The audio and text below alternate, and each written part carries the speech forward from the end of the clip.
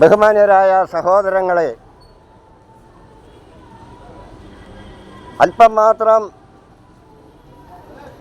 ശബ്ദമേ ഉള്ളൂ എങ്കിലും ദൈവത്തിൻ്റെ വചനം ഒരു മനുഷ്യൻ്റെ ഹൃദയത്തിലേക്ക് പ്രവേശിക്കുമ്പോൾ അവിടെ ശബ്ദത്തിനല്ല പ്രാധാന്യം. ഓരോ മനുഷ്യനും അത് ദൈവത്തിൻ്റെ ശബ്ദമാണ് സംസാരിക്കുന്നത് എന്ന് ശ്രദ്ധിക്കുകയും അത് ഹൃദയത്തിൽ സ്വീകരിക്കുകയും ചെയ്യുന്നതാണ് ഏറ്റവും വലിയ കാര്യം. അതാണ് ബൈബിൾ മൈക്ക് വെച്ചൊന്നുമല്ലായിരുന്നു പഴയ കാലങ്ങളിൽ പ്രസംഗിച്ചു കൊണ്ടിരുന്നത്. അന്നൊക്കെ ഇതുപോലെ ജനങ്ങൾ കൂടി നിൽക്കുന്നതായ സ്ഥലങ്ങളിൽ ചെന്ന് നിന്നുകൊണ്ട് യേശുക്രിസ്തു ഭൂമിയിലേക്ക് വന്നത് എന്തിനാണെന്നും യേശുക്രിസ്തു കാൽവരിയിൽ ക്രൂശിക്കപ്പെട്ടത് എന്തിനാണ് എന്നും യേശു മരിച്ച് അടക്കപ്പെട്ട് ഉയർത്തെഴുന്നേറ്റത് എന്തിനാണെന്നും എന്ന ആ മഹത്തരമായ സന്ദേശം ഈ ലോകത്തെ അറിയിക്കുവാൻ അന്ന് യേശുവിൻ്റെ ശിഷ്യന്മാർ ജനങ്ങൾ കൂടി നിൽക്കുന്നതായ എല്ലാ ഇടങ്ങളിലും ചെന്ന് അവർ പ്രസംഗിക്കുമായിരുന്നു. ഒരു മനുഷ്യൻ്റെ തൊണ്ടയിൽ നിന്ന് വരുന്ന ശബ്ദം എത്ര ഉണ്ടോ ആ പരിധിയിലുള്ളവർ മാത്രമല്ല അത് ശ്രവിച്ചത്. അവിടെ ഇരുന്നത് ശ്രദ്ധിച്ച ജനങ്ങൾ അവരുടെ ജീവിതത്തിലുണ്ടായ അനുഭവം മാറ്റം അതവർ മറ്റുള്ളവരോട് പങ്കുവയ്ക്കുകയായിരുന്നു. അവർക്കുണ്ടായ അനുഭവം ഇന്നത് എന്നവർ മറ്റുള്ളവരെ ബോധ്യപ്പെടുത്തി. അങ്ങനെയാണ് സുവിശേഷം ലോകം മുഴുവൻ അറിയുന്നത്. അതിന് ബൈബിൾ പറയുന്നത് അപ്പോസ്തലന്മാരുടെ പ്രവൃത്തികൾ 1-ാം അധ്യായം അതിൻ്റെ 8-ാമത്തെ വാക്യത്തിൽ ഇപ്രകാരമാണ് പറയുന്നത്: എന്നാൽ പരിശുദ്ധാത്മാവ് നിങ്ങളുടെ മേൽ വരുമ്പോൾ ശക്തി ലഭിച്ചിട്ട് യെരുശലേമിലും യഹൂദയിൽ എല്ലായിടത്തും ശമര്യയിലും ഭൂമിയുടെ അറ്റത്തോളം നിങ്ങളെൻ്റെ സാക്ഷികളാകുവിനെന്ന്. ഇവിടെ സമാധാനത്തിൻ്റെയും സ്നേഹത്തിൻ്റെയും ആത്മാവിൻ്റെ രക്ഷയുടെയും സന്ദേശമാണ് വിളിച്ചു പറയുന്നത്. അത് മറ്റാരെയും വേദനിപ്പിക്കുകയോ അല്ലെങ്കിൽ അവരെ മുറിവേൽപ്പിക്കുകയോ ചെയ്യുന്നതല്ല യേശുക്രിസ്തുവിൻ്റെ സുവിശേഷം. അത് തകർന്നിരിക്കുന്ന മനസ്സുകൾക്ക് ഒരു നല്ല സന്തോഷം നൽകും. എല്ലാം നഷ്ടപ്പെട്ടു പോയി എന്ന് വിചാരിച്ചിരിക്കുന്നവർക്ക് യേശുക്രിസ്തുവിലുള്ള വിശ്വാസം മൂലം അത് ഞങ്ങൾക്ക് ലഭിച്ചു എന്ന് ഉള്ള ഒരു പ്രത്യാശ അവരുടെ ഹൃദയത്തിലുണ്ടാകും. ഇവിടെ പ്രിയമുള്ളവരെ, യേശുവിൻ്റെ വരവിനെ പറ്റി തിരുവെഴുത്ത് പറയുന്നത് ഇപ്രകാരമാണ്. മത്തായിയുടെ സുവിശേഷം 25-ാം അധ്യായം അതിൻ്റെ 10-ാമത്തെ വാക്യം പറയുന്നത്: മണവാളൻ വന്നു, ഒരുങ്ങിയിരുന്നവർ അവനോട് കൂടെ കല്യാണ സദ്യയ്ക്ക് ചെന്നു, വാതിലടയ്ക്കുകയും ചെയ്തു. ഇതിന് കാരണം 10 കന്യകമാർ മണവാളൻ്റെ വരവ് കാത്ത് മണവാളിനോട് കൂടെ പോകുവാൻ ഒരുങ്ങിയിരിക്കുകയാണ് 10 കന്യകമാർ. ഈ 10 പേരിൽ 5 പേരുടെ കയ്യിൽ വിളക്കുണ്ട്, അവരാ വിളക്ക് തെളിയിച്ചിട്ടുമുണ്ട്. എന്നാൽ 5 പേരുടെ കയ്യിൽ വിളക്കുണ്ടെങ്കിലും അവരുടെ വിളക്കുകളിൽ എണ്ണയോ തിരിയോ ഇല്ലായിരുന്നു.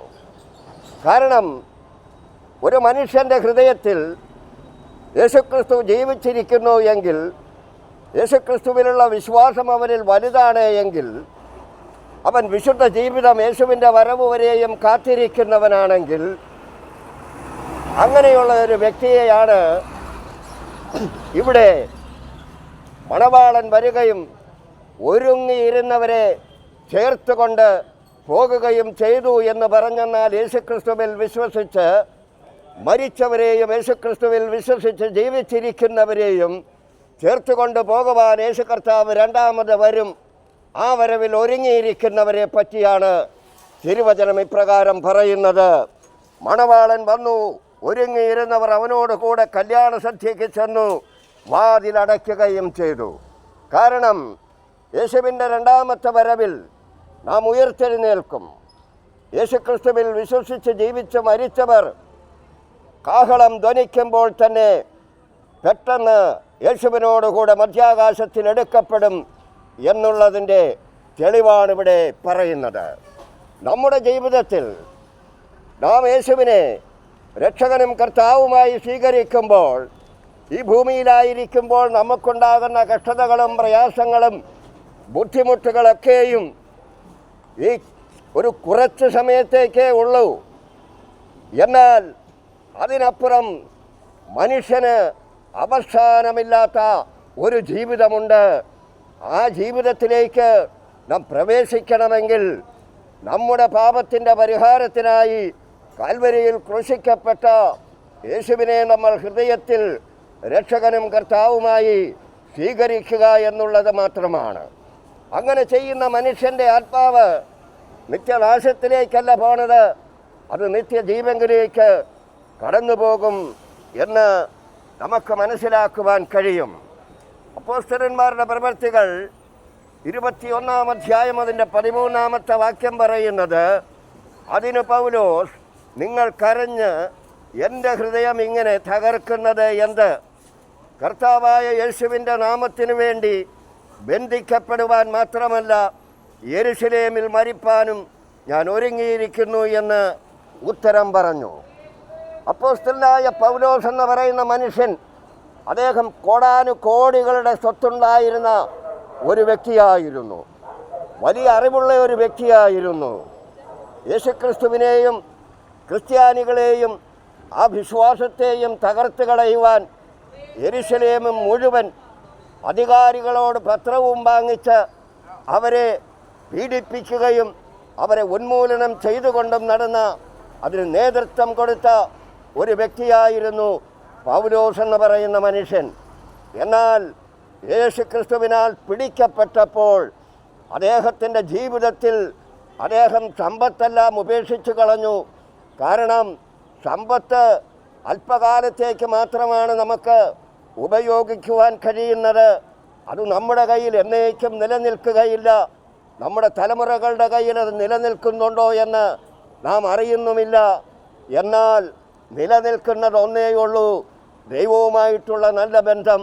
ദൈവം നമ്മുടെ ഹൃദയത്തിൽ ജീവിച്ചിരുന്നു കൊണ്ട് ദൈവികമായ പ്രവൃത്തികൾ നാം ചെയ്യുമ്പോൾ ദൈവം ഇഷ്ടപ്പെടുകയും നമ്മുടെ ആത്മാവ് അവനോട് ചേരുകയും ചെയ്യും എന്നുള്ള കാര്യം ഇവിടെ ഓർമ്മിപ്പിക്കുമ്പോൾ പൗലോസിനോട് ഒരു പ്രവാചകൻ പറയുകയാണ്, നീ യെരുശലേമിലേക്ക് പോകുമ്പോൾ നീ ബന്ധിക്കപ്പെടുകയും നീ ശിക്ഷിക്കപ്പെടുകയും ചിലപ്പോൾ നിൻ്റെ ജീവൻ അവിടെ വെച്ച് നഷ്ടപ്പെടുകയും ചെയ്യുമെന്ന് പ്രവാചകൻ പറഞ്ഞപ്പോഴാണ് പൗലോസ് പറയുന്നത്, യേശുക്രിസ്തുവിന് വേണ്ടി മരിക്കുവാൻ വരെ ഞാൻ തയ്യാറായിട്ടാണ് നടക്കുന്നത് എന്ന്.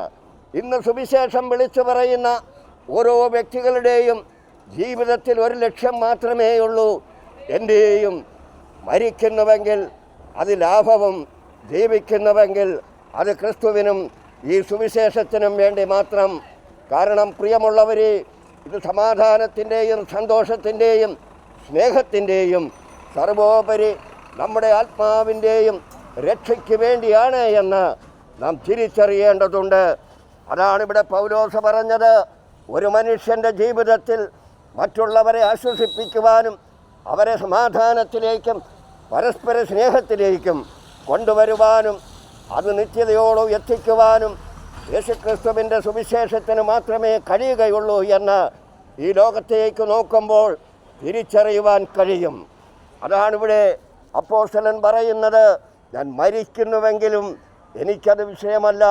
കാരണം ഒരു മനുഷ്യൻ്റെ ആത്മാവിനെ രക്ഷിക്കുവാൻ കഴിഞ്ഞാൽ അതാണ് ഏറ്റവും വലുത് എന്ന്. അങ്ങനെ ആത്മാവിൻ്റെ ഉടമസ്ഥനായ ക്രിസ്തുവിന് മാത്രമേ അതിന് കഴിയുകയുള്ളൂ എന്ന് ഇവിടെ തിരുവചനം പറയുകയാണ്. റോമാലേഖനം 1-ാം അധ്യായം അതിൻ്റെ 15-ാം വാക്യം പറയുന്നത്, സുവിശേഷം അറിയിപ്പാൻ എന്നാലാവോളം ഞാൻ ഒരുങ്ങിയിരിക്കുന്നു.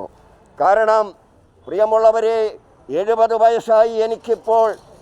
ഏതാണ്ട് 21 വർഷമായി ഇതുപോലെ ബസ് സ്റ്റാൻഡുകളിലും കോളനികളിലും നാൽക്കവലകളിലും നിന്നുകൊണ്ട് ഈ സമാധാന സന്ദേശം ഞാൻ വിളിച്ചറിയിക്കുമ്പോൾ നിങ്ങളോട് പറയട്ടെ, നല്ല ഒന്നാന്തരമായ ഒരു കൂലിപ്പണിക്കാരനാണ് ഞാൻ. ആരുടെയും സമ്പത്തോ 1 രൂപയോ ഒന്നും ആഗ്രഹിച്ചുകൊണ്ടല്ല ഞാൻ ഈ പ്രവൃത്തി ചെയ്യുന്നത്. മറിച്ച് നിത്യനരകത്തിലേക്ക് മനുഷ്യൻ്റെ ആത്മാവ് തള്ളപ്പെടാതെ ഈ ലോകത്തവനായിരിക്കുമ്പോൾ തന്നെ അവൻ്റെ ജീവിതത്തിലേറി വരുന്ന വലിയ പ്രതികൂല സാഹചര്യങ്ങളെയും അവനെ തകർത്ത് കളയുന്ന മറ്റനേക വിഷയങ്ങളിൽ നിന്നൊക്കെയും അവൻ ശക്തനായി അതിനെയൊക്കെയും തകർത്ത് കളഞ്ഞുകൊണ്ട് മുന്നേറി ഒരു നല്ല ജീവിതം അവന് നയിക്കുവാൻ പ്രത്യാശയാണ് സുവിശേഷത്തിൽ കൂടി ഈ ലോകത്തിന് നൽകുന്നത് എന്ന് നാം തിരിച്ചറിയേണ്ടതുണ്ട്. ഇവിടെ മറ്റൊരു കാര്യം പറയുകയാണ്. കൊരിന്ത്യർക്കെഴുതിയ ലേഖനം, കൊരിന്ത്യ എന്ന് പറയുന്ന ഒരു സ്ഥലത്തിൻ്റെ പേരാണ്. അവിടെ ഉള്ള മനുഷ്യരോട് അപ്പോസ്തലൻ പറയുകയാണ്, കാഹളം തെളിവില്ലാത്ത നാദം കൊടുത്താൽ പടയ്ക്ക് ആർ ഒരുങ്ങും എന്ന്. ബൈബിളിൽ കാഹളമെന്ന് പറയുന്നത് ഊതുന്ന ഒരു കുഴലാണ്. അത് 2 കാര്യത്തിനാണ് ഊതുന്നത്.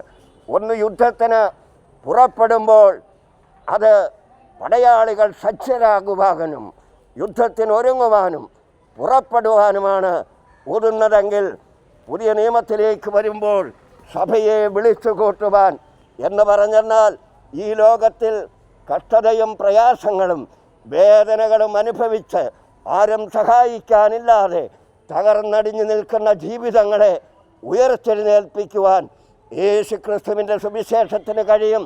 യേശുക്രിസ്തുവിൽ വിശ്വസിക്കുന്നവരുടെ ജീവിതത്തിന് മുൻപിൽ നല്ല പ്രകാശമായ വഴികളും ദൈവം അവരുടെ കരം പിടിച്ച് അവരെ നല്ല സുഗമമായ രീതിയിൽ പോറ്റിപ്പുലർത്തി ജീവിപ്പിക്കുകയും ചെയ്യും. അതിന് വിളിച്ചു പറയുന്ന ഉച്ചത്തിലുള്ള ശബ്ദത്തിനാണ് കാഹളമെന്നിവിടെ കാണുവാൻ കഴിയുന്നത്.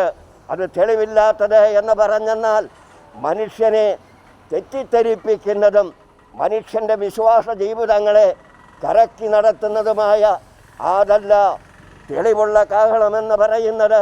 അത് നല്ല സുവിശേഷം തന്നെയാണ്. സുവിശേഷമെന്ന് പറയുന്നതോ അത് യേശുക്രിസ്തു തന്നെയാണ്. യേശുക്രിസ്തുവാണ് മനുഷ്യവർഗത്തിൻ്റെ പാപത്തിൻ്റെ പരിഹാരത്തിന് വേണ്ടി കാൽവരിയിൽ ക്രൂശിക്കപ്പെട്ടത്. മറ്റാരും ഒരു മനുഷ്യനെയും ഇവിടെ ക്രൂശിച്ചില്ല മനുഷ്യവർഗത്തിൻ്റെ രക്ഷയ്ക്ക് വേണ്ടി. പ്രിയമുള്ളവർ, യേശുക്രിസ്തുവിൽ വിശ്വസിക്കുന്നവൻ നിത്യജീവൻ അവകാശിയാണ്. അവൻ്റെ ജീവൻ നഷ്ടപ്പെടുകയല്ല, അവൻ ഇനിയും തുടർന്ന് ജീവിക്കുകയാണ്. അവൻ്റെ ജഡം മാത്രമാണ് ഈ ലോകത്ത് നഷ്ടപ്പെട്ടു പോകുന്നത്. എന്നാൽ യേശുവിൻ്റെ വരവിലോ അവൻ യേശുവിനോട് കൂടെ പുതിയ ഒരു മനുഷ്യനായി, ദൈവത്തിൻ്റെ നിറമുള്ളവനായി എന്ന് പറഞ്ഞെന്നാൽ അവൻ പ്രകാശമുള്ള ഒരു വ്യക്തിയായി ഉയർത്തെഴുന്നേറ്റ് മടങ്ങിപ്പോകും. അതിൻ്റെ തെളിവോ നമ്മളൊരു വിത്ത്, ഒരു നെന്മണി പാടത്ത് വിതച്ചാൽ അതാ വിതയ്ക്കുന്ന രൂപത്തിലാണോ കിളിർത്ത് വരുന്നത്? അതിന് മറ്റൊരു രൂപമല്ലേ അപ്പോൾ നാം കാണുന്നത്? ഇതുപോലെയാണ് യേശുവിൽ വിശ്വസിക്കുന്നവൻ കർത്താവായ യേശുവിൻ്റെ 2ാമത്തെ വരവിൽ അവൻ മരിച്ചെങ്കിലും അവൻ പുനരുദ്ധരിക്കുന്നത് ഒരു പുതിയ മനുഷ്യനായിട്ടാണ്. ആ ജീവിതം നമുക്ക് ലഭിക്കണമെങ്കിൽ പ്രിയമുള്ളവർ, യേശുവിനെ നാം ഹൃദയത്തിൽ രക്ഷകനും കർത്താവുമായി സ്വീകരിക്കണം. കർത്താവായ യേശു നിങ്ങളെ എല്ലാവരെയും ധാരാളമായി അനുഗ്രഹിക്കട്ടെ എന്ന് പ്രാർത്ഥനയോടെ ഞാൻ എൻ്റെ വാക്കുകൾ ഇപ്പോഴിവിടെ അവസാനിപ്പിക്കുന്നു.